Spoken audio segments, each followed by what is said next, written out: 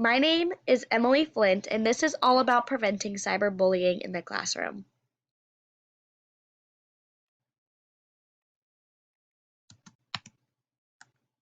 So, to start off, a couple really crazy facts that I figured out through my research is about 37% of young people between the ages of 12 and 17 have been bullied online.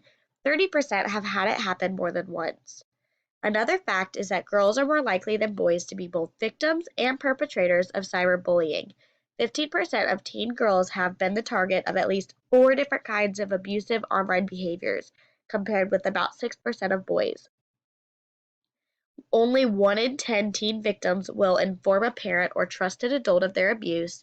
And lastly, young people who experience cyberbullying are at a greater risk than those who don't for both self harm and suicidal behaviors.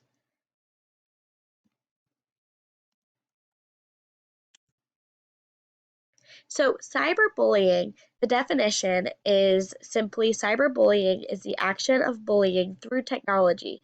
This can be through social media, message platforms, gaming platforms, and mobile phones.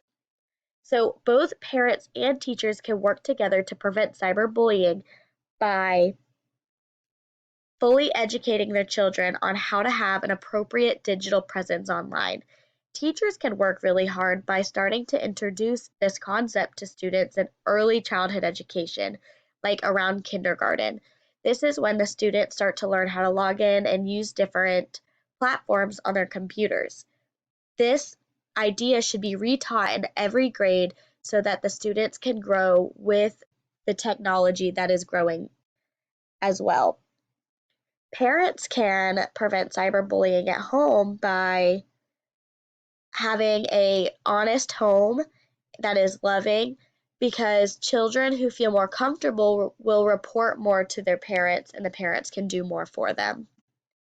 So the question is, should we continue to use technology in the classroom? It is believed that using technology in the classroom is imperative. The internet is the future, and teachers must embrace the change. In order to safely transition, it is beyond important that teachers teach proper online etiquette. I think that we definitely need to continue to use technology in the classroom. That is the only way that we are going to continue to have our students learn. So, if we are going to continue to use technology, it is important that we are teaching that proper etiquette and that the students understand what they can say versus what they can't say on the internet. And then here are just some references.